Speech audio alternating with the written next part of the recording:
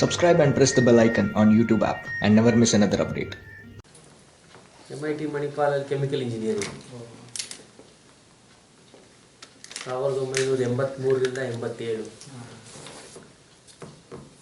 88 ಕೆಲಸಕ್ಕೆ ಸೇರಿಕೊಂಡೆ. Indian Oil refinery ಡಿವಿಷನಲ್ಲಿ ಮುತ್ರಾ ರಿಫೈನರಿ ಒಂದು ವರ್ಷ ಅಲ್ಲಿ ಟ್ರೈನಿಂಗ್ ಆಯಿತು. ಆಮೇಲೆ 89ರಲ್ಲಿ ಗುವಾಹಟಿ ರಿಫೈನರಿಗೆ ಪೋಸ್ಟಿಂಗ್ ಆಯಿತು. ಸೊ ಅಲ್ಲಿ 89ರಿಂದ 94ವರೆಗೂ ಗುವಾಹಟಿನಲ್ಲಿದ್ದೆ. 94ಕ್ಕೆ ಈ ಸಂಸ್ಥೆಗೆ ಬಂದು ಸೇರಿಕೊಂಡೆ. 94 ನವೆಂಬರ್. ಆವಾಗಿಂದನೂ ಇಲ್ಲೇ ಇದ್ದೀನಿ, ಇದೇ ಸಂಸ್ಥೆಯಲ್ಲೇ, ಇಲ್ಲೇ ಕೆಲಸ, ಇದೇ ಜಾಗದಲ್ಲೇ ಕೆಲಸ. ಬಟ್ ಇವಾಗ ನೀವು ಸರ್ ಈಗ ಎಮ್ ಡಿ ಆಗಿ ಅಂದರೆ top almost you are the boss for the entire ಇಷ್ಟು ದೊಡ್ಡ ಕ್ಯಾಂಪಸ್ ಇದು. ಸೊ ಬೀಯಿಂಗ್ ಎ ಕನ್ನಡಿಗ ಈ ಥರ ಒಂದು ಪೋಸ್ಟ್ ಈಗ ಇಲ್ಲೇ ಕೂಡ ಆಗಿದ್ದಾರೆ ಕನ್ನಡಿಗರು. ಹಾಗೆ ನಿಮಗೆ ಏನು ಅನಿಸ್ತಾ ಅಂದರೆ ಹೊಸ ಜವಾಬ್ದಾರಿ ಇದೆಲ್ಲ? ಒಂದು ಹೆಮ್ಮೆ ಅನ್ಸತ್ ನನಗೆ. ನಾನು ಈ ಘಟಕನ 1994ರಲ್ಲಿ ನಾವು ಬಂದು ಸೇರ್ಕೊಂಡಿರ್ಬೋದು, ಆದರೆ 84ರಿಂದನೂ ಈ ಘಟಕ ಬರಬೇಕು, 84 85ರಲ್ಲೂ ನಡೀತಾ ಇತ್ತು. ಆಗಿನ ಕಾಲದ ಸೆಂಟ್ರಲ್ ಗೌರ್ಮೆಂಟು HPCL ಸಂಸ್ಥೆ ಜೊತೆ ಈ ರಿಫೈನರಿ ಮಂಗಳೂರು ಬರಬೇಕು, ಕರ್ನಾಟಕಕ್ಕೆ ಬರಬೇಕು ಅಂತ. ಆವಾಗಿಂದನೂ ಸೈಟ್ ಸೆಲೆಕ್ಷನ್ ಕಮಿಟಿ ಅಂತ ಒಂದು ಬಂದಿದ್ರು. ಆ ಕಮಿಟಿ ಬಂದಿದ್ದು, ನಾನು ಕೆಮಿಕಲ್ ಇಂಜಿನಿಯರಿಂಗ್ ಓದ್ತಾ ಇದ್ದೆ MIT ಮಣಿಪಾಲಲ್ಲಿ. ಅವಾಗ ಗೊತ್ತಾಯ್ತು ನನಗೆ. ಸೊ ಅದು ಏನು ಮಾಡ್ತಾರೆ, ಸೈಟ್ ಸೆಲೆಕ್ಷನ್ ಅಂದರೆ ಏನೇನು ನೋಡ್ತಾರೆ ಅಂತ ಅದನ್ನು ನೋಡೋಕ್ಕೋಸ್ಕರ ಬಂದಿದ್ದೆ ನಾನು. ಸೊ ಆ ದೃಷ್ಟಿಲಿ ನೋಡಿದ್ರೆ ಆಗಿಂದನೂ ನಾನು ಇಲ್ಲೇ ತಿರುಗ್ತಾ ಇದ್ದೀನಿ, ಇದೇ ಸಂಸ್ಥೆ ಹಿಂದೆನೇ. ಫೈನಲ್ ಆಗಿ HPCL ಬಿರ್ಲಾ ಜಾಯಿಂಟ್ ವೆಂಚರ್ ಆಗಿ ಸಂಸ್ಥೆ ಬಂತು, ಪ್ರೈವೇಟ್ ಸೆಕ್ಟರಲ್ಲಿ ಬಂತು. 1993ರಿಂದ ಕನ್ಸ್ಟ್ರಕ್ಷನ್ ಶುರುವಾಯಿತು. ಫಸ್ಟ್ ಜಾಯಿಂಟ್ ಸೆಕ್ಟರ್ ರಿಫೈನರಿ ಅಂತ ಶುರುವಾಯಿತು. HPCL ಮತ್ತು ಬಿರ್ಲಾ, ಆದಿತ್ಯ ವಿಕ್ರಮ್ ಬಿರ್ಲಾ. ಆವಾಗ ಅವರು Indian Riyan, so Indian Riyan ಮತ್ತು HPCL ಸಂಸ್ಥೆ. HPCL ಭಾರತ ಸರ್ಕಾರದ ಒಂದು 50-50 ಜಾಯಿಂಟ್ ವೆಂಚರ್. ಆ ಜಾಯಿಂಟ್ ವೆಂಚರ್ ಕಂಪನಿ ಶುರುವಾಗಿ 1996ರಲ್ಲಿ ಮೊದಲನೇ ಹಂತ ಕಮಿಷನ್ ಮಾಡಿದ್ವಿ. ಕಮಿಷನ್ ಮಾಡ್ತಾ ಇದ್ದಾಗಲೇ ಆಗಿನ ಕಾಲದ ಮ್ಯಾನೇಜ್ಮೆಂಟು ಎಕ್ಸ್ಪ್ಯಾನ್ಷನ್ ಮಾಡಬೇಕು, ಕರ್ನಾಟಕಕ್ಕೆ ಡೀಸೆಲ್ಲು ಪೆಟ್ರೋಲು LPG ಪೂರೈಕೆ ಮಾಡಬೇಕು ಅಂತ 1986ರಲ್ಲೇ ಎಕ್ಸ್ಪ್ಯಾನ್ಷನ್ನು ಶುರುವಾಗೋಯ್ತು. ಎರಡನೇ ಹಂತ 1999ರಲ್ಲಿ ಕಮಿಷನ್ ಮಾಡಿದ್ವಿ. ಆಮೇಲೆ 2003ರಲ್ಲಿ ಕಾರಣಾಂತರವಾಗಿ ಆದಿತ್ಯ ಬಿರ್ಲಾನವರು ಈ ಸಂಸ್ಥೆಯಿಂದ ಹೊರ ಬಂದರು. ONGC ಸಂಸ್ಥೆ ಆದಿತ್ಯ ವಿಕ್ರಮ್ ಬಿರ್ಲಾಯಿಂದ ಸಂಸ್ಥೆಯನ್ನು ಪಡ್ಕೊಂಡು ಅವರು ಮೆಜಾರಿಟಿ ಶೇರ್ ಹೋಲ್ಡಿಂಗ್ ಆದರು ONGC. ಸೊ 2003 ಮಾರ್ಚಲ್ಲಿ ಈ ಹಸ್ತಾಂತರ ಆಗಿ 2003 ಮಾರ್ಚಿಂದ ನಾವು ಒಂದು ಪಬ್ಲಿಕ್ ಸೆಕ್ಟರ್ ಕಂಪನಿಯಾಗಿ ಪರಿವರ್ತನೆ ಆಯಿತು. 2003ರಿಂದ ಆವಾಗಿಂದ ನಾವೇನು ಹಿಂದೆ ತಿರುಗಿ ನೋಡಿಲ್ಲ. 2003ರಲ್ಲಿ ಆಗಿ 2004, 2005. ಸೊ ಕನ್ನಡಿಗನಾಗಿ ನಾನು ಇಷ್ಟು ಎತ್ತರಕ್ಕೆ ಬೆಳೆದಿದ್ದೀನಿ ಅಂದರೆ ನಮ್ಮ ಸಂಸ್ಥೆಯ ಎಲ್ಲರೂ ಕಾರಣರು, ನಾನು ಒಬ್ಬನೇ ಅಲ್ಲ. ನಾನು ಒಬ್ಬನೇ ಏನೂ ಮಾಡೋಕ್ಕೆ ಸಾಧ್ಯ ಇಲ್ಲ, ಒಬ್ಬನಿಂದ ಈ ಸಂಸ್ಥೆ ನಡೀಲಿಕ್ಕೆ ಮೇಲ್ ಬರೋಕ್ಕೆ ಸಾಧ್ಯನೇ ಇಲ್ಲ. ಎಲ್ಲರೂ ಇದ್ದಾರೆ ಇಲ್ಲಿ, ಭಾರತೀಯರು ಎಲ್ಲ ರಾಜ್ಯದಿಂದ ಇಲ್ಲಿ ಕೆಲಸ ಮಾಡ್ತಾ ಇದ್ದಾರೆ. ಪ್ರಾಜೆಕ್ಟಲ್ಲಿ ಅಂಕೂ ಎಲ್ಲೆಲ್ಲಿಂದನೂ ಕೆಲಸ ಮಾಡ್ಲಿಕ್ಕೆ ಬರ್ತಾರೆ. ವೆಸ್ಟ್ ಬೆಂಗಾಲ್ ಆಗ್ಬೋದು, ಒರಿಸ್ಸಾ ಆಗ್ಬೋದು, ಗುಜರಾತ್ ಆಗ್ಬೋದು, ತಮಿಳ್ನಾಡು, ಆಂಧ್ರ ಪ್ರದೇಶ್, ಕರ್ನಾಟಕದವರೇ. ಪ್ರಾಜೆಕ್ಟ್ ಸ್ಟೇಜಲ್ಲಿ ಅಂಕೂ ಎಲ್ಲರೂ ಕೈ ಜೋಡಿಸ್ತಾರೆ. ಬರೀ ನಾವು ಇಲ್ಲಿಂದಾನೇ ನೋಡ್ತೀವಿ ಅಂದ್ರೆ ಸಾಧ್ಯನೇ ಇಲ್ಲ. 30,000 40,000 ಜನ ಬಂದು ಕೆಲಸ ಮಾಡಿ ಪ್ರಾಜೆಕ್ಟನ್ನು ಮೇಲ್ತಂದು ಇಡೀ ಭಾರತ ದೇಶ ಇಲ್ಲಿದೆ ಅಂತ ಹೇಳ್ಬೋದು. ನಾನೊಂದು ಕಾರಣ ಅಷ್ಟೇ. ಹುಟ್ಟೂರು ಕನ್ನಡ, ಮೈಸೂರು, ಅದರಿಂದ ಕನ್ನಡಿಗನ ಅದೇ. ಆದರೆ ಭಾರತ ದೇಶದ ಒಂದು ಸಂಸ್ಥೆ, ಭಾರತದ ಒಂದು ಸಂಸ್ಥೆಯಲ್ಲಿ ನಾವು ಒಂದು ಸಣ್ಣ ಅಂಶ ನಾವೆಲ್ಲ. ಬಟ್ ಆ ಥರ ನೀವು ಒಂದು ಸಂಸ್ಥೆ ಬರುವಾಗ ನೀವು ಇಷ್ಟು ದೊಡ್ಡ ಜವಾಬ್ದಾರಿಯುತ ಒಂದು ಸ್ಥಾನಕ್ಕೆ ಹೋಗ್ತೀವಿ ಅಂತ ನಿಮಗೆ ನಿರೀಕ್ಷೆ ಅಥವಾ ಆ ಥರದ ಏನೋ ಕನಸು ಇತ್ತ ನಿಮಗೆ ಪ್ರೊಫೆಷನಲ್? ನಿಜ ಹೇಳ್ಬೇಕು ಅಂದ್ರೆ ಇರ್ಲಿಲ್ಲ, ಕಾರಣಾಂತರ ಅದು ಬಂದು ಹೋಯ್ತು ಅಂತ ಹೇಳ್ಕೊಳ್ಬೋದು. ನನಗೆ ಒಂದೇ ಗುರಿ ಇದ್ದಿದ್ದು, ಸಂಸ್ಥೆ ಒಂದು ಭಾರತ ದೇಶದಲ್ಲಿ ಇಡೀ ವಿಶ್ವದಲ್ಲೇ ಒಂದು ಪ್ರಮುಖವಾದಂತಹ ತೈಲಾಗಾರ ಆಗಬೇಕು. ಎಲ್ಲ ರೀತಿಯಲ್ಲೂ ನಾವು ಮುಂದೆ ಇದ್ದೀವಿ, ಅದನ್ನು ಹೇಳ್ಕೊಳ್ಳೇಬೇಕು ನಾನು. 2016, 17, 2017, 18 ಪಬ್ಲಿಕ್ ಸೆಕ್ಟರ್ ರಿಫೈನಿಂಗ್ ಕಂಪನಿನಲ್ಲಿ ನೋಡಿದ್ರೆ ಮಂಗಳೂರು MRP ಅಲ್ಲೇ ಹೈಯೆಸ್ಟ್ ಕೆಪಾಸಿಟಿ ಇಡೀ ದೇಶದಲ್ಲಿ. ಇಂಡಿಯನ್ ಆಯಿಲ್ ರಿಫೈನರಿಗಳಿರ್ಬೋದು, HPCL ರಿಫೈನರಿಗಳಿರ್ಬೋದು, BPCL ರಿಫೈನರಿಗಳಿರ್ಬೋದು, MRP ಅಲ್ಲೇ highest capacity. The entire oil sector is committed to the development of the country. ಇದೊಂದು ಕ್ರೂಷಿಯಲ್ ಇಂಡಸ್ಟ್ರಿ ಇದು. ಡೀಸೆಲ್ ಪೆಟ್ರೋಲು 5 ದಿನ ಇಲ್ಲ ಅಂದ್ರೆ LPG ಎಷ್ಟು ಕಷ್ಟ ಆಗುತ್ತೆ. So it's an infrastructure industry, very critical industry for the country's growth as well as for defense of the country. So entire oil sector is a committed sector actually. You are in the leading position. We are one among them. ಒಂದೇ ಒಂದು single complex ತಗೊಂಡ್ರೆ ಹೇಳ್ಕೊಳ್ಬೋದು. IOC is the biggest company. ONGC is equally good in upstream. IOC is doing the downstream refining and petroleum products supply. ONGC is our parent company. They are doing the upstream oil production, oil well exploration, production, gas exploration, gas production. ONGC is a leading company for all that. So in Karnataka ತಗೊಂಡ as a public sector industry, where are you now? ನಾವು ಕರ್ನಾಟಕ ಇಡೀ ಇಂಡಿಯಾದಲ್ಲಿ ನಾವು 7% ನಮ್ಮ refining capacity. ದೇಶದಲ್ಲೇ refining ಕೆಪಾಸಿಟಿಗೆ ನಾವು ಹೋಲಿಕೆ ಮಾಡಿದ್ರೆ MRP ಅಲ್ಲಿಂದ ಕಾಂಟ್ರಿಬ್ಯೂಷನ್ ಇರೋದು 7% ಅಷ್ಟೇ. 7%. And we are located single location.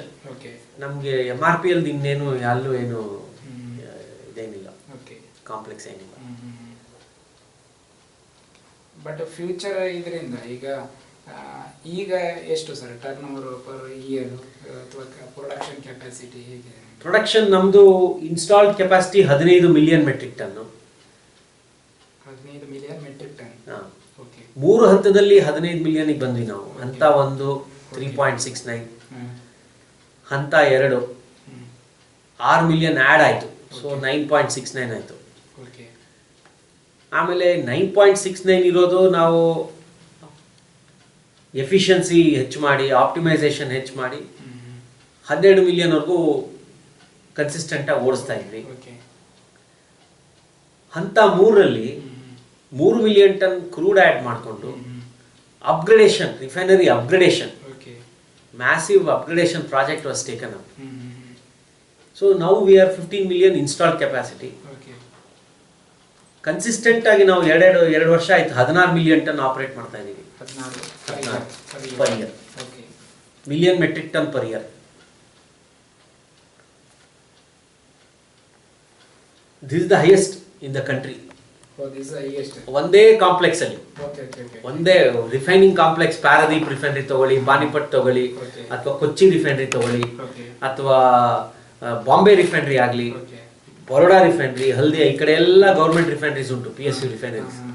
MRPL is the highest for past 2 years. What are the future plans? ಈಗ ಇಮಿಡಿಯೇಟ್ ಆಗಿ fuel oil quality, fuels quality, diesel quality, petrol quality immediate ಆಗಿ ನಾವು BS6 Bharat stage 6 ಗ್ರೇಡ್ಗೆ ಮಾಡಬೇಕು. ಹಾಗೆ ನೋಡಕ್ಕೆ ಹೋದರೆ MRPಯಲ್ಲೇ ಮುಂಚಿಂದಾನು ನಾವು high quality petrol ಆಗಲಿ ಹೈ ಕ್ವಾಲಿಟಿ ಡೀಸೆಲ್ ನಾವು ಪ್ರೊಡ್ಯೂಸ್ ಮಾಡ್ತಾ ಇದ್ವಿ. ನಿಮಗೆ ಗೊತ್ತಿರ್ಬೋದು, ಈ ಪೆಟ್ರೋಲಲ್ಲಿ ಮುಂಚೆ ಎಲ್ಲ ಲೆಡ್ ಆ್ಯಡ್ ಮಾಡ್ತಾ ಇದ್ವಿ. ಲೆಡ್ ಆ್ಯಡೆಡ್ ಪೆಟ್ರೋಲ್ ಅದು ಉರಿಸಿದಾಗ the lead used to be in that fumes. Skin absorb ಮಾಡ್ಕೊಳ್ಳುತ್ತೆ ಆ ಲೆಡ್ನ. ಮಕ್ಕಳಿಗೆ ವಯಸ್ಕರಿಗೆ ತುಂಬಾ ತೊಂದರೆ ಆಗುತ್ತೆ. 1996ರಲ್ಲಿ ನಾವು ಮೊದಲನೇ ಹಂತ ಯಾವಾಗ ಕಮಿಷನ್ ಮಾಡಿದ್ವು ಆ ಟೈಮಿಂದ ನಾವು ಲೆಡ್ ಫ್ರೀ. ಫಸ್ಟ್ 96 ಇಂದಾನು ಲೆಡ್ ಫ್ರೀ. ಭಾರತ ದೇಶದಲ್ಲಿ ಲೆಡ್ ಫ್ರೀ ಸ್ಟಿಪ್ಯುಲೇಷನ್ ಬಂದಿದ್ದು 2000 ಇಯರ್ 2000 ಲೆಡ್ ಫ್ರೀ ಪೆಟ್ರೋಲ್ ಕೊಡ್ಬೇಕು ಎಲ್ರಿಗೂ ಅಂತ. ನಾವು ಕಾಯಿಲೆ ಇಲ್ಲ ಅದಕ್ಕೆ. 1996 ಇಂದಾನು ಲೆಡ್ ಫ್ರೀ ಡೇ 1. ಸೊ ಒಂದು ನೋಡುವಂತ ಪರಿಸರ, ಇನ್ನೊಂದು ಜನರು ಪೆಟ್ರೋಲ್ ಬಳಸ್ತಾರೆ, ಡೀಸೆಲ್ ಬಳಸ್ತಾರೆ, ಆ ಬಳಸಿದ್ದಕ್ಕೂ ಹಾನಿ ಆಗಬಾರ್ದು. ಅದು ನೀವು ನೋಡಿದ ಕೂಡಲೇ ಗೊತ್ತಾಗೋದಿಲ್ಲ quality. From day 1 we are lead free. 1996 ಈಗ ಇದೆಯಾ ಅದು? ಇಲ್ಲ, ಈಗ 2000 ಇಂದ ಇಲ್ಲ. Entire country is lead free. We did not wait for stipulation. So 1996 ಅಲ್ಲೇ ಲೆಡ್ ಫ್ರೀ ಶುರು ಮಾಡಿದ್ವಿ ನಾವು. ಅದೇ ರೀತಿ ಡೀಸೆಲ್ ಕ್ವಾಲಿಟಿ ಇಂಪ್ರೂವ್ ಆಗ್ತಾ ಹೋಯ್ತು. ಸ್ಪೆಸಿಫಿಕೇಶನ್ ಡೀಸೆಲ್ ಅಲ್ಲಿ ನಾವು ರಿಫೈನರಿ ಶುರು ಮಾಡಬೇಕಾದ್ರೆ 1% ಸಲ್ಫರ್ ಇತ್ತು, 0.5% ಸಲ್ಫರ್ ಆಯಿತು. Then 2500 ppm 0.25% sulphur.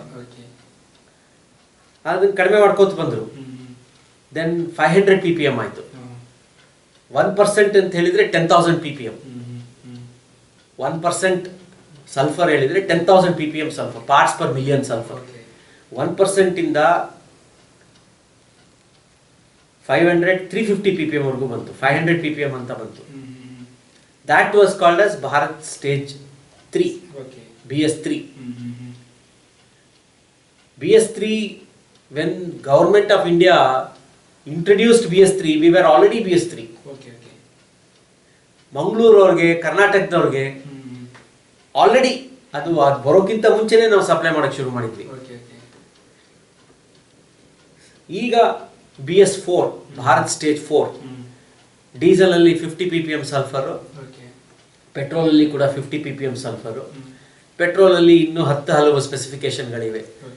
Aromatic content ಕಡಿಮೆ ಇರಬೇಕು, ಬೆನ್ಸಿನ್ ಕಂಟೆಂಟ್ ಕಡಿಮೆ ಇರಬೇಕು, ಸುಮಾರು ಒಂದು 7-8 ಸ್ಪೆಸಿಫಿಕೇಶನ್ಗಳಿವೆ petrol diesel. Bharat stage 4, we were one among the first in the country to supply Bharat Stage 4. ಅದೇ ರೀತಿ ಭಾರತ್ ಸ್ಟೇಜ್ 6 ಅಂತ 2020ರಿಂದ ಶುರು ಆಗಬೇಕು. 2020 ಏಪ್ರಿಲ್ಗೆ ಕನ್ಸ್ಯೂಮರ್ಗೆ ಸಿಗಬೇಕು. ಆ ಏಪ್ರಿಲ್ಗೆ ಕನ್ಸ್ಯೂಮರ್ಗೆ ಸಿಗಬೇಕು ಅಂದರೆ ಜಾನ್ವರಿಯಿಂದಲೇ ಶುರು ಮಾಡಬೇಕು ನಾವು. ಸೊ ಆ ಒಂದು ಪ್ರಾಜೆಕ್ಟ್ನ ಕೈಗೆ ಇಟ್ಕೊಂಡಿದ್ದೀವಿ. 1800 ಕೋಟಿ ರೂಪಾಯಿ ಇನ್ವೆಸ್ಟ್ಮೆಂಟ್ ಪ್ರಾಜೆಕ್ಟ್ ಅದು. ಅದು ರಿಫೈನರಿ ಒಳಗಡೆನೆ ಇರೋ ಎಷ್ಟಿದೆಯೋ ಜಾಗದಲ್ಲಿ ಮಾಡ್ತಾ ಇದ್ದೀವಿ. ಭಾರತ್ ಸ್ಟೇಜ್ 6 ಪ್ರಾಜೆಕ್ಟ್ ನಡೀತಾ ಇದೆ. ಅದೀಗ you are the first time to do like ಬೇರೆಯವರು ಇದ್ದಾರೆ. ಇದು ಡೆಲ್ಲಿ ರೀಜನಲ್ ಆಗಲೇ ಸಪ್ಲೈ ಶುರುವಾಯಿತು. ಡೆಲ್ಲಿ ಮತ್ತೆ ನ್ಯಾಷನಲ್ ಕ್ಯಾಪಿಟಲ್ ರೀಜನ್ NCR ಅಲ್ಲೆಲ್ಲ ಇಂಡಿಯನ್ ಆಯಿಲ್ನವ್ರು ಸಪ್ಲೈ ಮಾಡ್ತಾ ಇದ್ದಾರೆ as per supreme court order. ಅದು ಏಪ್ರಿಲ್ ಈ ವರ್ಷ ಶುರುವಾಯಿತು. ಏಪ್ರಿಲ್ 2018 ಶುರುವಾಯಿತು as per supreme court order. ಬಾಕಿ ಕಡೆ ಎಲ್ಲ 2020ರಿಂದ ಮಾಡಬೇಕು ಅಂತಿರೋದು. ನಾವು ಅದಕ್ಕೆ ಕೈ ಜೋಡಿಸ್ಕೊಂಡಿದ್ದೀವಿ. ಒಂದು ಪ್ರಾಸೆಸ್ ಯೂನಿಟ್ ಇನ್ವೆಸ್ಟ್ ಮಾಡಬೇಕು, ಮಾಡ್ತಾ ಇದ್ದೀವಿ. ಅದು we will be able to complete it. ಅದೆಷ್ಟು ಸರ್ ಕೆಪಾಸಿಟಿ? ಅದು ಸ್ಮಾಲ್ ಯೂನಿಟ್. ಅದು ಟೋಟಲ್ ಇಲ್ಲ, it's a commercial unit only. We are having an estimated investment of about 1,800 crores. So that investment is going on. So ನಿಮ್ದು supply market ಇರೋದು ನಮ್ಮ local ಅಥವಾ ನಮ್ದು 75% ನಾವೇನ್ ಪ್ರೊಡ್ಯೂಸ್ ಮಾಡ್ತೀವೋ ಅದು ಕರ್ನಾಟಕಕ್ಕೆ ಹೋಗುತ್ತೆ. ಓಕೆ BS6 ಅಲ್ಲಿ ಅಲ್ಲ, ಈಗಲೂ ಓಕೆ BS4 ಓಕೆ ಈಗಲೂ ನಾವು ಕೊಡ್ತಾ ಇದೀವಿ. Okay. ನಾವು ಸಪ್ಲೈ ಮಾಡೋದು ಡೈರೆಕ್ಟ್ ಆಗಿ HPC BPC IOC ನಾವು ಸಪ್ಲೈ ಮಾಡ್ತೀವಿ. ನಿಮ್ಗೆ ಯಾವುದೇ ರಿಟೇಲ್ ಔಟ್ಲೆಟ್ ಆಗಲಿ, ಓಕೆ ಮಂಗಳೂರಲ್ಲಾಗಲಿ ಅಥವಾ ಈ ಕಡೆ ಉಡುಪಿ ಆಗಲಿ ಅಥವಾ ಕಾಸರಗೋಡು ಅಥವಾ ಕೂರ್ಗಾಗಲಿ, ಯಾವುದೇ ರಿಟೇಲ್ ಔಟ್ಲೆಟ್ ಹೋದ್ರೂ ಸಪ್ಲೈ ಬರೋದು ಇಲ್ಲಿಂದಾನೆ. ಓಕೆ ಓಕೆ ಓಕೆ ಉಡುಪಿನಲ್ಲಿ ನೀವು HPCL ಒಂದು ನೋಡ್ಬೋದು ಅಥವಾ IOC ಇನ್ನೊಂದು ನೋಡ್ಬೋದು. ಸಪ್ಲೈ ಇಲ್ಲಿಂದಾನೆ. Supply is from MRP. ಅಂದ್ರೆ ಎಂಟೈರ್ ಕರ್ನಾಟಕದಲ್ಲಿ 70% ಆಫ್ ಮಾರ್ಕೆಟ್ ಅನ್ನು ನೀವು ಕವರ್ ಮಾಡ್ತಾರೆ. ಅದು ಚೀಪ್ ಅಂಡ್ ಬೆಸ್ಟ್. ಓಕೆ ನಾವು ಒಂದು ಪಬ್ಲಿಕ್ ಸೆಕ್ಟರ್ ಕಂಪನಿ, ಅವರು ಒಂದು public sector, they take the product from us. So ಅದು ಸುಮಾರು ಜನ ಗೊತ್ತಿಲ್ಲದೆ ಇರ್ಬೋದು, but this is the situation in Karnataka. So ಆಗಿರುವಾಗ ನಮ್ಮಲ್ಲಿ ಪೆಟ್ರೋಲ್ ಪ್ರೈಸ್ ಬೇರೆ ಕಡೆಗಿಂತ ತುಂಬಾ ಕಮ್ಮಿ ಆಗ್ಬೇಕಲ್ಲ ಸರ್? ಪ್ರೈಸಿಂಗ್ ಪಾಯಿಂಟ್ ಅಂತ ಇದೆ, ಮಂಗಳೂರಲ್ಲಿ ಕಡಿಮೆ. ಇದೇ ಇವತ್ತಿನ ಪ್ರೈಸ್ ಮಂಗಳೂರಲ್ಲಿ ಎಷ್ಟಿದೆಯೋ ಅಷ್ಟೇ ಬೆಂಗಳೂರಲ್ಲಿ ಇರೋದಿಲ್ಲ, ಸ್ವಲ್ಪ ಜಾಸ್ತಿ ಇರುತ್ತೆ ಬೆಂಗಳೂರಲ್ಲಿ. 1 ರೂಪಾಯಿ ಎಷ್ಟು ವ್ಯತ್ಯಾಸ ಬರ್ಬೋದು. ರಿಫೈನರಿ ಪ್ರೈಸಿಂಗ್ ಪಾಯಿಂಟ್ ಅಂತ ಮಾಡಿದ್ದಾರೆ ಮಂಗಳೂರಿಗೆ, ಯಾಕೆ ರಿಫೈನರಿ ಇಲ್ಲಿ ಇರೋದ್ರಿಂದ, ತೈಲಾಗಾರ ಇಲ್ಲಿ ಇರೋದ್ರಿಂದ, ಸೊ ಸ್ವಲ್ಪ ಚೀಪ್ ಆಗುತ್ತೆ. But that is the pricing point. ಆಮೇಲಿಂದ ಟ್ರಾನ್ಸ್ಪೋರ್ಟೇಷನ್ ಕಾಸ್ಟ್, ಹ್ಯಾಂಡ್ಲಿಂಗ್ ಕಾಸ್ಟ್ ಅಂತ ಹೇಳಿ ಎಲ್ಲ ಆ್ಯಡ್ ಆಗ್ತಾ ಹೋಗುತ್ತೆ ಡೀಸೆಲ್ಗೆ, ಪೆಟ್ರೋಲ್. ಸೊ ಪ್ರೈಸಿಂಗ್ ಪಾಯಿಂಟ್ ಅಂತ ಹೇಳಿ ದಕ್ಷಿಣ ಕನ್ನಡದವ್ರಿಗೆ ಅಡ್ವಾಂಟೇಜ್ ಇದೆ. 1996ರಿಂದ ಉಂಟು ದಟ್ ಅಡ್ವಾಂಟೇಜ್. ಸೊ ಈಗ ನೀವು ಪ್ರೊಡ್ಯೂಸ್ ಮಾಡುವಂತ ಪೆಟ್ರೋಲ್ ಅಂಡ್ ಡೀಸೆಲ್ ಎಷ್ಟು sir per day? Per year ನಮ್ದು ಡೀಸೆಲ್ 6 ಮಿಲಿಯನ್ ಟನ್ ಇಂದ 7 million ton, petrol about 1 million ton. 6 to 7 million diesel, okay. Petrol about 1 million ton ಒಂದು ವರ್ಷಕ್ಕೆ. Okay 1 to 1.2 million ton petrol. So total ಇದು 70% ಕರ್ನಾಟಕಕ್ಕೆ consumption ಆಗುತ್ತೆ. LPG we now produce about 1 million ton of LPG per year. Okay. LPG. Okay. So this entire quantity is consumed in Karnataka. Small quantity is going out of Karnataka. Idu local Goa agli ಅಥವಾ ಈ ಕಡೆ ಕೇರಳ ಆಗಲಿ ಹತ್ರ district ಹೋಗ್ತಾ ಇದೆ. Majority is consumed inside Karnataka only. So ಈಗ ಈ gas ಇದು ಬಂದ್ರೆ ಅಲ್ಲಿ ನಿಮಗೆ ನಿಮ್ಮ ಮಾರ್ಕೆಟ್ ಜಾಸ್ತಿ ಆಗುತ್ತೆ? ಇಲ್ಲ, ಇದು ಸಿಟಿ, ಇದು that is natural gas. Gas ಬಂದ್ರೆ ನಿಮ್ಮ cylinder you will be replaced with natural gas. Your cylinder will go to rural. The LPG demand will remain. Okay. It will go to rural India. Okay, okay. So that is the vision. Okay, okay. And it will happen. Okay, okay. Sir, ಈಗ main ಇದಕ್ಕೆ ಬಂದಾಗ ಈಗ recently ಅದು HPCL ಅವರು statement ಕೊಟ್ಟರು, ಅಂದರೆ MRPL HPCL ಜೊತೆ merge ಆಗುತ್ತೆ ಅಂತ. ಸೊ ನಿಮ್ಮ ಇದರಲ್ಲಿ ಏನದು ಆ ಥರದ್ದು? HPCL ಈಗ ONGC ಒಂದು ಅಂಗಸಂಸ್ಥೆ ಆಯಿತು, ಸಬ್ಸಿಡಿಯರಿ ಆಫ್ ONGC. MRPL ಕೂಡ ONGC ಸಬ್ಸಿಡಿಯರಿ. ಎರಡು holding company is oil and natural gas corporation limited. ONGC ಬಹಳ ದೊಡ್ಡ ಕಂಪನಿ ಅದು in the upstream sector of India. So it is a decision to be made at ONGC level whether they merge HPCL and MRPL. Okay. So we are not going to worry or comment on that. ಎರಡು owner HPCL and ONGC can sit and decide. Okay. What about merger. Okay. But as a standalone company, ನಮ್ದು standalone refinery, HPCL has got a marketing setup. So ಅಲ್ಲೊಂದು synergy ಬರುತ್ತಾ ಅಂತ ಎಲ್ಲೋ ಒಂದ್ ಕಡೆ. ಈಗ ನೀವು HPCL retail outlet ನೋಡಿ, ನಮ್ದೇ 6 ರಿಟೇಲ್ ಔಟ್ಲೆಟ್ ಇದೆ ನಮ್ದು. So MRPL brand retail outlet 6. ಬಾಕಿ ಅಂತ ನಾವೆಲ್ಲಾನು HPCL ಗೆ ಕೊಡ್ತೀವಿ, IOC ಗೆ ಕೊಡ್ತೀವಿ, BPCL ಗೆ ಕೊಡ್ತೀವಿ, ಶೆಲ್ಗೂ ನಾವೇ ಕೊಡ್ತಾ ಇದೀವಿ. Shell India, Shell retail outlet ಒಂದಿತ್ತು ನೋಡಿ ಲೇಡಿ ಇಲ್ಲಲ್ಲಿ, ಅದು ಇದು ಮೋರ್ ಎದುರುಗಡೆ, ಅದು ತೆಗೆದ್ರು, ಸಪ್ಲೈ ಇಲ್ಲೇ ಹೋಗ್ತಾ ಇತ್ತು. ಸೊ ಎಲ್ಲೋ ಒಂದ್ ಕಡೆ ಆ ಸೈನರ್ಜಿ ಇದೆ. ಒಂದು ಸ್ಟ್ಯಾಂಡಲೋನ್ ರಿಫೈನರಿ ಆಗಿ HPCL ಮಾರ್ಕೆಟಿಂಗ್ ಇರೋದ್ರಿಂದ ಆ ಒಂದು ಹೊಂದಾಣಿಕೆ ಬರುತ್ತೆ. Merger process at different level discussions are going on. Okay. So ಅದು MRPL ಡಿಸ್ಕಷನ್ಸ್ ನಡೀತಾ ಇದೆ ಸರ್ ಆ ಮರ್ಜರ್ಗೆ? MRPL ಇನ್ವಾಲ್ವ್ ಆಗಿದ್ದಾರೆ ಅಂತ, ಇನ್ನು ಆ ಲೆವೆಲ್ಗೆ ಬಂದಿಲ್ಲ. ಬಟ್ ಪ್ರೊಸೆಸ್ ಅಲ್ಲಿ ಇದೆ. ಪ್ರಾಸೆಸ್ ಅಲ್ಲಿ ಎಲ್ಲೋ ಒಂದ್ ಕಡೆ ಮಾತುಕತೆ ನಡೀತಾ ಇದೆ, ಯಾಕೆಂದ್ರೆ ಸೈನರ್ಜಿ ಕಣ್ಣಿಗೆ ಕಾಣುತ್ತೆ, ಎಲ್ಲೋ some discussions are going. Okay okay. So ಅದರಿಂದ ನೀವು ಆ ತರ ಆದ್ರೆ, ಯಾಕೆಂದ್ರೆ ಸಿಂಗಲ್ ಅಂಬ್ರೆ ವಿಂಡೋ ಒಂದು ಇದರಲ್ಲಿ ಬರ್ತಾ ಇರೋದ್ರಿಂದ, ಆಮೇಲೆ ಸಿಸ್ಟರ್ ಕಂಪನಿಗಳೇ ಈಗ ದೇ ಆರ್ ದ ಬಿಗ್, ನೀವು ಸ್ಮಾಲ್ ಇದ್ರೆ ಜೊತೆಗೆ ಆದ್ರೆ ಅದರಿಂದ ಅಡ್ವಾಂಟೇಜ್ ಇದೆ ಅಂತ ಹೇಳ್ಬೋದು. ಇದೆ ಅಂತ ಹೇಳ್ಬೋದು. ಈಗ ಒಂದು ಹೈ ಲೆವೆಲ್ ಕಮಿಟಿ ಫಾರ್ಮ್ ಮಾಡಿದ್ದಾರೆ for synergy between MRPL and HPCL. ಏನೇನ್ synergy, one high level committee is working on that already. Merger ಆಗತ್ತೋ ಬಿಡುತ್ತೋ, ಎರಡು ಒಂದು ಅಂಗಸಂಸ್ಥೆ ಆದ ಮೇಲೆ ಏನೇನ್ ಸೈನರ್ಜಿ ಮಾಡ್ಬೋದು ಅನ್ನೋದಕ್ಕೆ ಒಂದು ಕಮಿಟಿ ಸ್ಟಡಿ ಮಾಡ್ತಾ ಇದೆ. ಸೊ ಅದ ಸ್ಟಡಿ ರಿಪೋರ್ಟ್ ಬಂದ ಮೇಲೆ ಅದರ ಬೇಸಿಸ್ ಅಲ್ಲಿ ನೋಡ್ಕೊಂಡು ಮಾಡ್ತಾರ ಪಾಸಿಬಿಲಿಟೀಸ್ ಏನು ಅಂತ. ಎರಡಕ್ಕೂ ರಿಲೇಷನ್ ಇಲ್ಲ. ಮರ್ಜರ್ ಕಿಂತ ಮುಂಚೆನೆ ಸೈನರ್ಜಿ ಏನೇನ್ ಮಾಡ್ಬೋದು ಅಂತ that job is going on. ಮರ್ಜರಿಗೆ ಕಾಯ್ಬೇಕು ಅಂತಿಲ್ಲ, ಸೈನರ್ಜಿಗೆ ಎರಡು ಅಂಗಸಂಸ್ಥೆ ಏನೇನ್ ಒಟ್ಟಿಗೆ ಕೂತ್ಕೊಂಡು ಮಾಡ್ಬೋದು, that job is going on. ಅಂದ್ರೆ ಇಲ್ಲಿ ಬೇರೆ ತರ, ಈಗ ನಾವು ಬೇರೆ ಯಾವುದೋ ಒಂದು ಪ್ರೈವೇಟ್ ಕಂಪನಿ ಈ ತರ ಒಂದಕ್ಕೊಂದು ಮರ್ಜ್ ಆಗುತ್ತೆ ಅಥವಾ ಟೇಕ್ ಓವರ್ ಆಗುತ್ತೆ, ಆ ಪ್ರೊಸೆಸ್ ಇಲ್ಲ, ಆಗಲ್ಲ. ಈ ಪ್ರಾಸೆಸ್ ಸ್ವಲ್ಪ ಬೇರೆ. ಎರಡು ಗೌರ್ಮೆಂಟ್ ಕಂಪನಿ ಆದ್ರೆ, ಎರಡೂ central government organisation under petroleum and natural gas. Merger process is slightly different. Private ಕಂಪನಿಗೆ ಅಪ್ಲೈ ಆಗುವಂಥದ್ದು ಪೂರ್ತಿ ಅಪ್ಲೈ ಆಗೋದಿಲ್ಲ, but main merger process will happen as per the statutory rules and regulations and SEBI rules and regulations. So ಅವಾಗ ನಾವು ಅದನ್ನ ಒಂದು ವಿಶ್ಲೇಷಣೆ ಮಾಡ್ಬೋದಾ? MRPL ಅಂದ್ರೆ ನೀವೇ ಹೇಳ್ದಂಗೆ ಇದು ದೇಶದಲ್ಲೇ ಒಂದು ದೊಡ್ಡ ರಿಫೈನರಿ. ಸೊ ಇದು ಬಿಸ್ನೆಸ್ ವರ್ಲ್ಡ್ ಅಲ್ಲಿ ಅಥವಾ ಬಿಸ್ನೆಸ್ ಸೆಕ್ಟರ್ ಅಲ್ಲಿ this merger will be going to one of the biggest ಆ ತರ ಒಂದು ಪ್ರೊಸೆಸ್ ಅಂತ ಕರೀಬೋದಾ ನಾವು ಅದನ್ನ? ಭಾರತ ದೇಶದಲ್ಲಿ ಕರಿಬಹುದು. ಸಾಕಷ್ಟು ದೊಡ್ಡ ಮರ್ಜರ್ ಪ್ರಾಸೆಸ್ ಅಲ್ಲಿ ಸಾಕಷ್ಟು ದೊಡ್ಡದೇ ಮರ್ಜರ್ ಆಗ್ಬೋದು, ಕರಿಬಹುದು ಆ ತರ. In terms of value and in terms of infrastructure. ಒಂದು ಹಣಕಾಸು ವ್ಯವಹಾರ, ಇನ್ನೊಂದು infrastructure. 16 million ton refinery, stand alone refinery merging into a marketing company like HPCL, it will be one of the major activity. So ಇದು total ಆಗುವಾಗ ಅಲ್ಲಿ ಎಷ್ಟಾಗುತ್ತೆ ಎರಡು ಸೇರಿದ್ರೆ ಸರ್? 16 ಆಯ್ತು. ಅಷ್ಟು ದೊಡ್ಡದು ಯಾವುದು ಇಲ್ಲ. ಇದೆಯಲ್ಲ, ಇಂಡಿಯನ್ ಆಯಿಲ್ ಇದೆ. Indian Oil standalone Indian Oil itself is a very 60 million Indian Oil capacity, IOCL. So ಅದರ ಅರ್ಧದಷ್ಟು ಬರ್ತೀವಿ.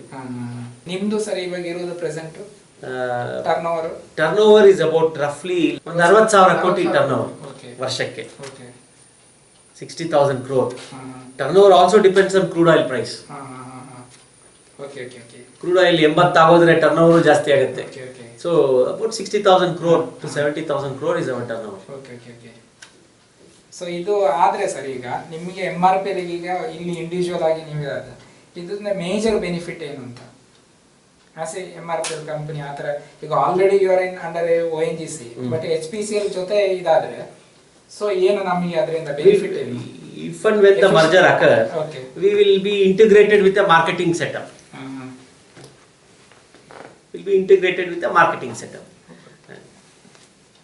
ಅಂದ್ರೆ ಈಗ HPCL ಎಲ್ಲೆಲ್ಲ ಇದೆ ಅಲ್ಲೆಲ್ಲ ಕೊಲಾಬರೇಷನ್ ಆಗುತ್ತಾ? ಅಲ್ಲ, ಅದೇ ಕಂಪನಿನೇ ಆಗ್ಬಿಡುತ್ತಲ್ಲ. ಬಟ್ ನನ್ನ ಪ್ರಕಾರ MRPL ಬೆನಿಫಿಟ್ ಆಗೋಕ್ಕಿಂತ ಜಾಸ್ತಿ HPCL ಬೆನಿಫಿಟ್ ಆಗುತ್ತೆ in case this merger occurs. ಹೇಗೆ ಸರ್ ಅದು? ಅವ್ರಿಗೆ ಪ್ರಾಡಕ್ಟ್ ಸಿಗುತ್ತೆ HPCLಗೆ. ಟುಡೇ HPCL ಅವ್ರದ್ದು ಪ್ರಾಡಕ್ಟ್ ಸೆಲ್ಲಿಂಗ್ ಕೆಪಾಸಿಟಿ, ಅವ್ರಿಗೆ product availability, there is a deficiency. So they will be getting refinery with a product, ready-made product, and HPCL portfolio also will increase. They will get polypropylene as sales, which MRPL is selling today. ಅವ್ರ ಹತ್ರ ಇಲ್ಲ. So it's a win-win. If it happens, it happens. So but ಅವರಿಗೆ ಜಾಸ್ತಿ benefit ಅಂದ್ರೆ ನಮಗೆ ಈಗ MRPL ತಗೊಂಡಾಗ MRPL ಹೋಗುತ್ತಾ ಬ್ರ್ಯಾಂಡ್ ಹೋಗುತ್ತಾ? MRPL ರಿಟೇಲ್ ಔಟ್ಲೆಟ್ ಬ್ರ್ಯಾಂಡ್ ಹೋಗದೇನೆ ಇರ್ಬೋದು. ಈ ಹೈಕ್ಯೂ ಬ್ರ್ಯಾಂಡ್ ಅಂತ ನೀವೇನ್ ನೋಡ್ತಾ ಇದೀರೋ ಆರೇ ರಿಟೇಲ್ ಔಟ್ಲೆಟ್ ಇರೋದು. 6ರಿಂದ ಒಂದು 10-12 ಮಾಡ್ತಾ ಇದೀವಿ ನಾವು. Okay, okay. ನಮ್ಗೊಂದು ಇನ್ನು ಹತ್ತಿದೆಯಾ ಸರ್ ಪೈಪ್ಲೈನ್ ಪೈಪ್ಲೈನ್ ಅಲ್ಲಿ ಒಟ್ಟು 17 ಇದೆ. ಬ್ರ್ಯಾಂಡ್ ಹೋಗೋ ನೆಸಿಟಿ ಇಲ್ಲ. Okay. ಈ ಹೈ ಕ್ವಾಲಿಟಿ ಬ್ರ್ಯಾಂಡ್ ಅಂತ ರಿಟೈನ್ ಆಗಬಹುದು. Okay okay even with HPCL merger with MRPL this brand can be retain. But ಅದು ಹೇಗೆ ಮಾಡ್ತಾರೆ ಹಾಗೆ HPCL MRPL ಅಂತ ಮಾಡ್ಬೋದಾ ಪಾಸಿಬಿಲಿಟಿ? ಈಗ ಒಂದು ಸಂಸ್ಥೆ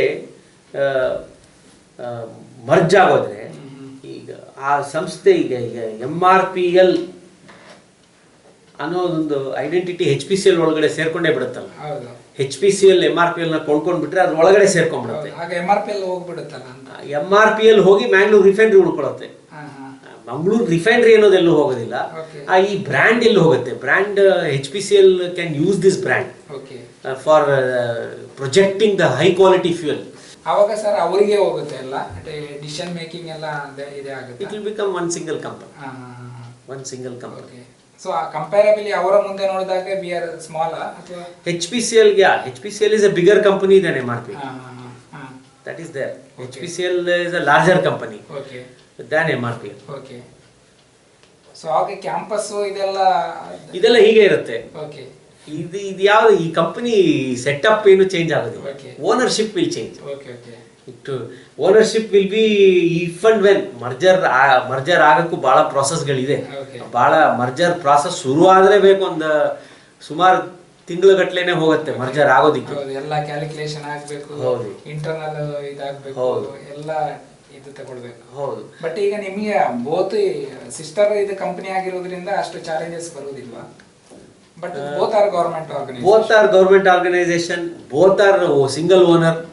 ONGC is the owner for both of us. And so ultimately merger process ಅಷ್ಟು ಸುಲಭವಾಗಿ ಮಾಡ್ಬೋದು, ಅಷ್ಟು ಸ್ವಲ್ಪ ಸುಲಭವಾಗಿ ಮಾಡ್ಬೋದು. ಓನರ್ಶಿಪ್ ಬೇರೆ ಇದ್ರೆ ಕಷ್ಟ. ಓಕೆ. ಸೊ ಇಲ್ಲಿ ಡಿಸಿಷನ್ಸ್ ಯಾರು ತಗೊಳುತ್ತೆ ಸರ್ ಅವಾಗ? ONGC ತಗೊಳುತ್ತಾ? ಥ್ರೂ ಒಂದು ಈಗ MRPL decision is taken by MRPL. Okay. HPCL decision is taken by HPCL. ONGC decision is taken by ONGC. Okay. So separate decision making boards are there. ಆ board decision ತಗೊಳುತ್ತೆ. Okay okay. ಇವಾಗ ಒಂದು ಎಷ್ಟು percent ಅಲ್ಲಿ ಇದೆ? 1%, 2%? Just initial stage ಅಲ್ಲಿ ಇದೆಯಾ? There is a committee formed. High powered committee has been formed. Okay. To find out merger ಆಗತ್ತೋ ಬಿಡುತ್ತೋ, ಇರೋದ್ರಲ್ಲಿ ಏನ್ ಮಾಡಬಹುದು ಅದನ್ನ ನೋಡಕ್ ಶುರು ಆಗಿದೆ ಕೆಲಸ. ನಿಮ್ಮ ಒಂದು ಇದೇನು ಥಿಂಕಿಂಗ್ ಅಥವಾ ಊಹನೇನು ಆಗ್ಬೋದು ಅಂತನಾ? ಮರ್ಜರ್ ಹೌದು, ಪರ್ಸನಲ್ ಇಷ್ಟು ವರ್ಷ ನೀವು ಕಂಪನಿ ಮತ್ತೆ ಈಗ ನೀವು ಟಾಪ್ ಇದರಲ್ಲಿ ಇದ್ದೀರಿ. ಸೊ ನಿಮ್ಮ ಪ್ರಕಾರ ಹೇಗೆ ಮರ್ಜ್ ಆದ್ರೆ ಒಳ್ಳೇದಾ, ಮರ್ಜ್ ಆಗ್ಬಹುದಾ ಹೈಪೋಥೆಟಿಕಲಿ ಅಥವಾ? ಅದು ಹೈಪೋಥೆಟಿಕಲ್ ಕ್ವೆಶ್ಚನ್. ಅದಾದಾಗ ನೋಡೋಣ, ಆದಾಗ ನೋಡ್ಕೊಳ್ಳೋಣ. Okay. As of now, we are the Mangalore Refinery and Petrochemical Limited. We have a social responsibility for Dakshin Kannada, for Karnataka, and for the nation. So ಅವಾಗ ನಾವು being A ಕರಾವಳಿ ನಮ್ಮ coastal ಜನ ಆಗಿ MRPL ಹಾಗೆ ಉಳ್ಕೊಳ್ಬಹುದು ಅಂತ ನಾವು ಆಶಿಸಬಹುದಾ ಅಥವಾ we can? MRPL ಹೆಸರಿ ಅದೆಲ್ಲೂ ಅಳಸಿ ಹೋಗೋದಿಲ್ಲ. ಸೊ ಈಗ ನೀವು ಇದ್ರದ್ದೆಲ್ಲ ಹೇಳಿದ್ರಲ್ಲ ಸರ್, ಈಗ ಇದ್ರ ಎಂಪ್ಲಾಯೀಸ್ಗೆ ಅಥವಾ ಇದು ಮರ್ಜ್ ಆಗೋದ್ರಿಂದ ಏನು ಇಲ್ಲ ಅದೆಲ್ಲ ಏನು ತೊಂದರೆ ಆಗ್ಲೇಬಾರ್ದು. ಅದಕ್ಕೆಲ್ಲ ರೂಲ್ಸ್ ರೆಗ್ಯುಲೇಷನ್ಸ್ ಇದೆ. ಮರ್ಜರ್ ಪ್ರಾಸೆಸ್ ಅಲ್ಲಿ ಅದೆಲ್ಲ ಕವರ್ ಆಗುತ್ತೆ. ಮರ್ಜರ್ ಆದ್ರೆ ಅಂದ್ರೆ ಈಗ ಅವರು ಹೇಳೋ ಪ್ರಕಾರ ಈ ವರ್ಷದ ಫೈನಾನ್ಷಿಯಲ್ ಇಯರ್ ನ ಎಂಡಿನೊಳಗೆ ಆಗ್ಬೋದು ಅಂತ ನಾವು ಪ್ಲಾನಿಂಗ್ ಅಲ್ಲಿ ಇದೀವಿ ಅಂತೇಳಿ, ಅಷ್ಟರೊಳಗೆ ಆಗ್ಬೋದು ಸರ್ ಅದು? ಅದಾದಾಗ ನೋಡ್ಕೊಂಬೋಣ. ಪ್ರಾಸೆಸ್ ಶುರು ಆಗಿದೆ, ಯಾವುದೋ ಒಂದು ಸ್ಟೇಜ್ ಅಲ್ಲಿ ಇದೆ ಅದು. Let us wait and C.